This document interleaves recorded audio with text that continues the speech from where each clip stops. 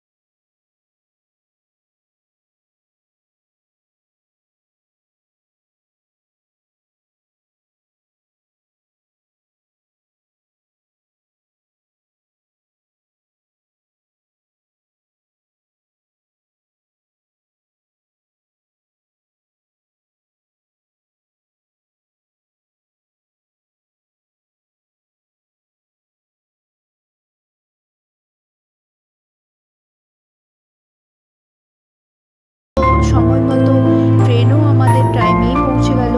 আমরা পৌঁছানোর একটু বাদেই পৌঁছে গেল ট্রেন। তো আমরা ট্রেনে করে যাত্রা শুরু করলাম ভাইজ্যাগের উদ্দেশ্যে।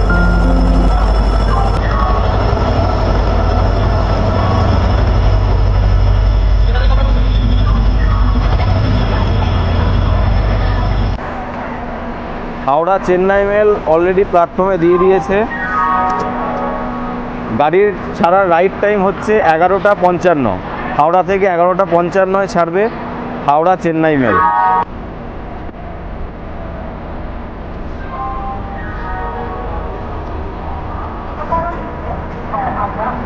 হাওড়া চেন্নাই মেল হাওড়া থেকে ছেড়ে দিয়েছে, একদম রাইট টাইম 11:55।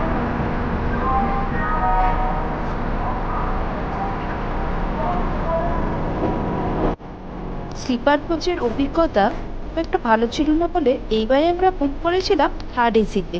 তো থার্ড এসিতে চলুন আমাদের সিটগুলো একবার দেখিয়ে দিই। আমাদের সিটগুলো ছিল দুটো আপার বার্থ আর দুটো লোয়ার বার্থ, তার মধ্যে একটা সাইড লোয়ার যেখানে আমি বসলাম, আর একটা ছিল এই আমাদের ডান দিকের সাইডে আরেকটা লোয়ার বার্থ ছিল। এবং সময় মতো দেখলাম টিটি সাহেবও চলে এসেছেন চেকিংয়ের জন্য, সিট সবারই ঠিকঠাক হয়েছে নাকি বা কোনো কিছু অসুবিধা হচ্ছে নাকি সেই নিয়ে আমাদের সাথে কথাবার্তা বলে উনি চলে রেডি হয়ে নাও।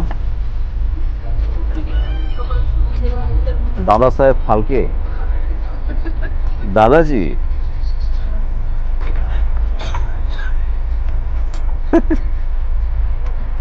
ট্রেন অলরেডি ছেড়ে দিয়েছে, এখন বাজছে রাত্রি 12:30। তো কিছুক্ষণ আগে হাওড়া থেকে ট্রেনটা ছাড়লো, একদম টাইমে ট্রেনটা ছেড়েছে আমাদের হাওড়া চেন্নাই মেল। তো এখানে আর বেশি কিছু নেই, আজ রাত হয়ে গেছে অনেক। কালকে সকাল থেকে আবার আপনাদেরকে দেখাবো কীভাবে ট্রেন জার্নি করছে। সুপ্রভাত। আজ কি 22শে মার্চ, আমরা পৌঁছে গিয়েছি উড়িষ্যাতে। তো কয়েকটা গুরুত্বপূর্ণ কথা, এই যে মাস মেল এটা ছাড়াও যেই ট্রেনগুলো প্রত্যেক দিন হাওড়া থেকে ছাড়ছে তার মধ্যে হলো ফলকনামা এক্সপ্রেস, যেটা 8:35 নাগাদ সকালে ছাড়ে এবং রাত্রি 10:15 নাগাদ বিশাখাপত্তনম স্টেশনে পৌঁছে যায়। এবং এটা ছাড়াও ইস্ট কোস্ট এক্সপ্রেস, যেটা 11:25 নাগাদ ছাড়ে সকালে এবং পরের দিন ভোর 3:35 এটা পৌঁছয় বিশাখাপত্তনম স্টেশনে। এছাড়াও করমণ্ডল এক্সপ্রেস 3:25 নাগাদ দুপুরবেলায় ছাড়ে হাওড়া থেকে এবং 4:25 ভোর পৌঁছে যাই বিশাখাপত্তনম স্টেশনে।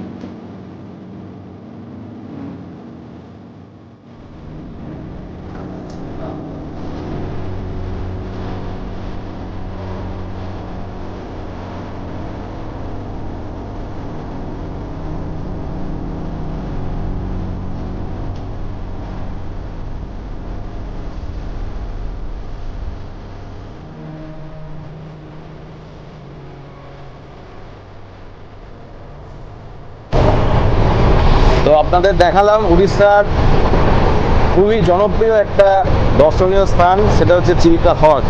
তো আমরা অলমোস্ট 5 মিনিট ধরে ট্রেনে চিল্কা হ্রদকে ক্রস করলাম। অলমোস্ট আমরা চিল্কা হ্রদ পেরিয়ে গেছি, নেক্সট স্টেশনের দিকে আমরা এগিয়ে যাচ্ছি। বেরহামপুর স্টেশন, সেই বেরহামপুর স্টেশনে আমরা এখন দাঁড়িয়ে আছি। অনেকেই কিন্তু কলকাতা থেকে এই দারিংবাড়ি ঘুরতে যাওয়ার জন্য কিন্তু এখানে আসে। তো তাদের জন্য কিন্তু সবথেকে বেস্ট হচ্ছে এই বেরহামপুর স্টেশন। এই বেরহামপুর স্টেশন থেকেই কিন্তু আপনারা অটো এবং গাড়ি কিন্তু এখান থেকে রিজার্ভ পেয়ে যাবেন। এখান থেকে কিন্তু খুব সহজেই দারিংবাড়ি যাওয়া যায়। এই ট্রেনের যদি আমি বাথরুমটা দেখাই,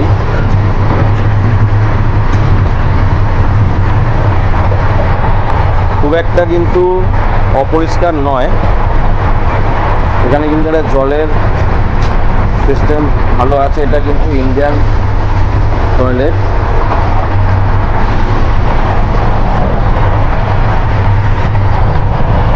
এটা হচ্ছে আমাদের B6 কোচ।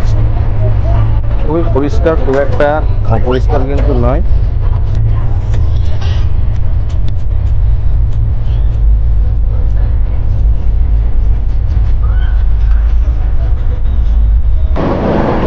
তো যারা এই ট্রেনে জার্নি করবে, আমি তাদের ক্ষেত্রে একটা কথা বলি যে হাওড়া থেকে বা শালিমার থেকে যে চেন্নাইগামী যে ট্রেনগুলো চলে, সেগুলো যদি আমি স্লিপার কোচগুলো দেখি, স্লিপার কোচে এত ভিড়, মানুষজন সেখানে যেতে পারে না।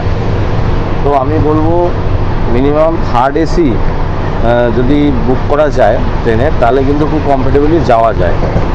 আমরা যেটা যাচ্ছি, এটা কিন্তু থার্ড এসিতে যাচ্ছি। এখানে কিন্তু কোনো বাইরে থেকে কোনো লোক কিন্তু ওঠে না।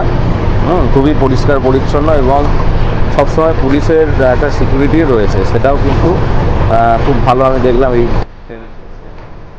হাওড়া চেন্নাই মিলে আপনারা কখনো ট্রাভেল করেন, তাহলে অবশ্যই যেন মিনিমাম থার্ড এসি টিকিটটা আপনারা বুক করবেন। তাহলে আমার মনে হয় খুবই কমফোর্টেবলি আপনারা কিন্তু জার্নিটা করতে পারবেন।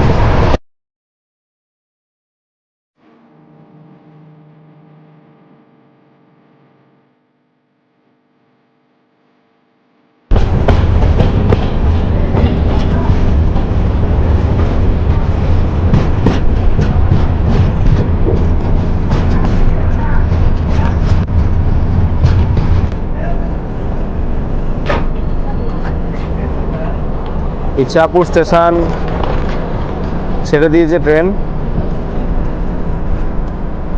তো এটা অন্ধ্রপ্রদেশের first station Orissa border pass করার পরে।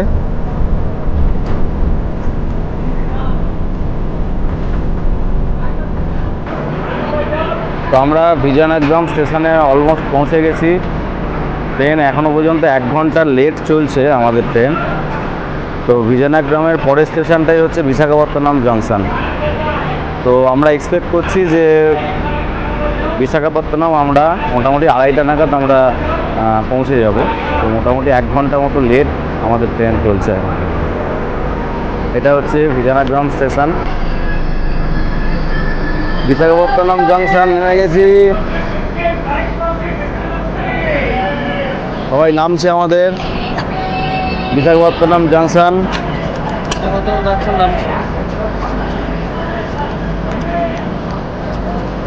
চলো, কেন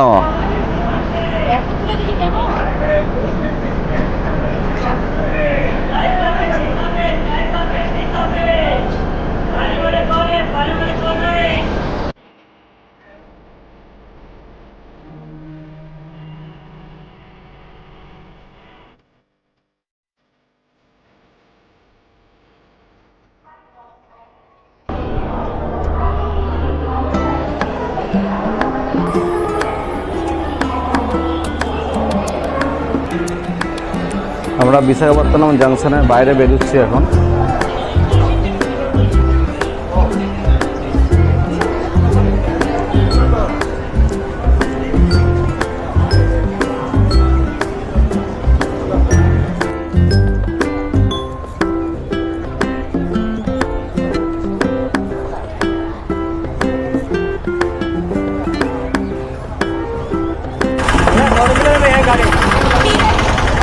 তো বিশাখাপত্তনমের মেন যে গেট আছে সেই গেট দিয়ে বেরোনোর পরে আমরা এখন যাচ্ছি একটু আমাদের যে বাঙালি হোটেল নিমন্ত্রণ হোটেল, সেই নিমন্ত্রণ হোটেলে একটু লাঞ্চ করার জন্য।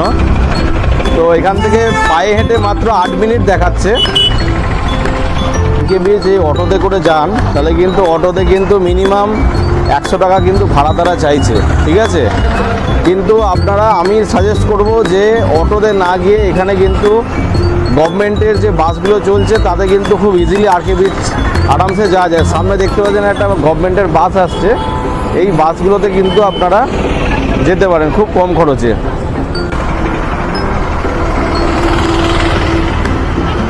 এই যে বাসগুলো আসছে এটা হচ্ছে অন্ধ্রপ্রদেশ স্টেট রোড ট্রান্সপোর্ট কর্পোরেশনের যে বাস, এই বাসগুলো কিন্তু সব আপনারা আরকে বিচ যেতে পারবেন।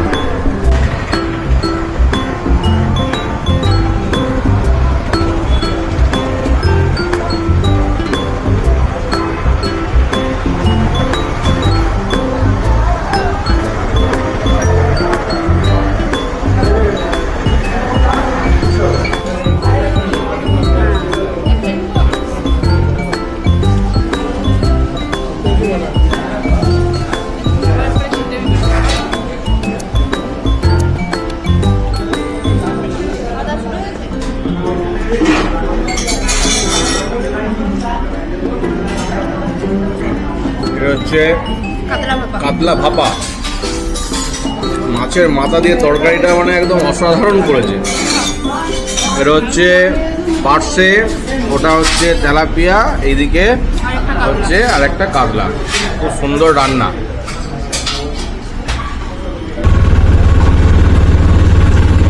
একটা জিনিস আপনাদেরকে বলে রাখি, যখন উবের অটো বুক করবেন সবসময় খেয়াল রাখবেন যেন মিনিমাম 3 জন যেন হয়। 3 জনের বেশি যদি হয়ে যায় তাহলে কিন্তু এক্সট্রা চার্জ লাগবে। যদি আপনারা 4 জন থাকেন, যদি ভাবেন 4 জন অটোতে করে যাব, তাহলে কিন্তু একটা এক্সট্রা লোকের ভাড়া কিন্তু এক্সট্রা পড়বে, ঠিক আছে। এখানে কিন্তু অটোতে 3 জন করেই নিতে হবে উবের অটো যদি বুক করেন। তো আমরা সেটা জানতাম না, আমরা 4 জন আছি, তো আমাদেরকে এক্সট্রা জানা হয়ে গেল। আমরা নিমন্ত্রণ হোটেল থেকে খুব সুন্দর লাঞ্চ করলাম। লাঞ্চ করার পরে আমরা একটা উবের থেকে একটা অটো বুক করলাম। অটো বুক করে আমাদের হোটেল আমরা সেখানে অলরেডি রওনা দিয়ে দিয়েছি। আমাদের হোটেলটা হচ্ছে আরকে বিচের একদম পাশেই, রয়্যাল স্টে গেস্ট হাউস আমাদের হোটেলের নাম।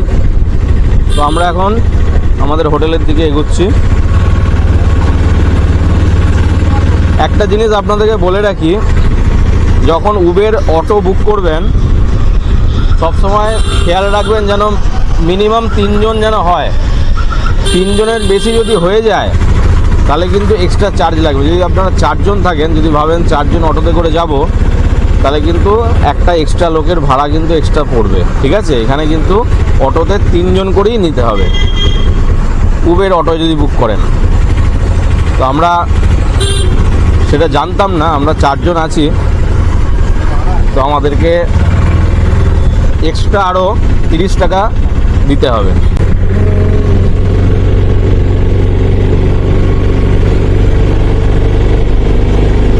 তুলনামূলকভাবে বিশাখাপত্তনমের রাস্তাঘাট কিন্তু খুব পরিষ্কার একদম। এটা হচ্ছে আমাদের hotel royal stay guest house.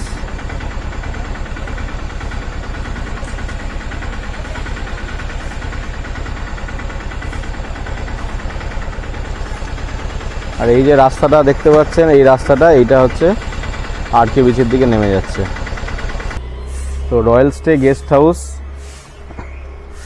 এটাতে আমরা 3 দিনের বুকিং করেছি মেঘমাই ট্রিপ থেকে।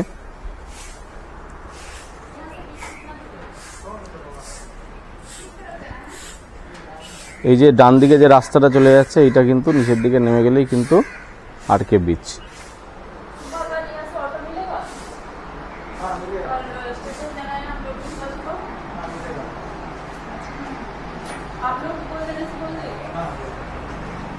এটা হচ্ছে রয়্যাল স্টে গেস্ট হাউসের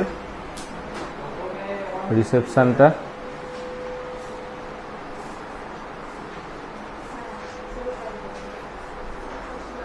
খুবই সুন্দর সাজানো গোছানো।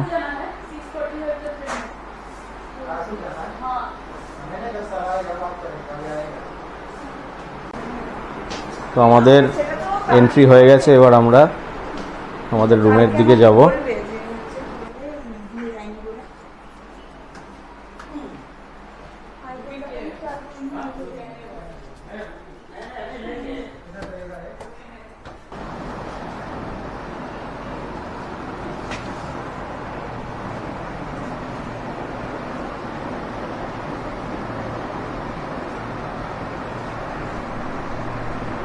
আমরা রুমে চেক ইন করে নিয়েছি। তো এই পর্বে আপনারা দেখলেন যে কিভাবে আমরা হাওড়া থেকে চেন্নাই মেলে আসলাম এবং সেখানে নেমে নিমন্ত্রণ হোটেলে আমরা খাওয়া দাওয়া করে আমরা আমাদের হোটেলে আসলাম। বুকিং করা ছিল আগে থেকে মেঘমাই ট্রিপ থেকে। সো থ্যাংক ইউ আপনাদের সবাইকে ভিডিওটা দেখার জন্য অনুরোধ রইল, এবং কেমন লাগলো অবশ্যই একটু কমেন্টে জানাবেন, এবং পারলে একটু অবশ্যই চ্যানেলটা সাবস্ক্রাইব করে দেবেন। ধন্যবাদ।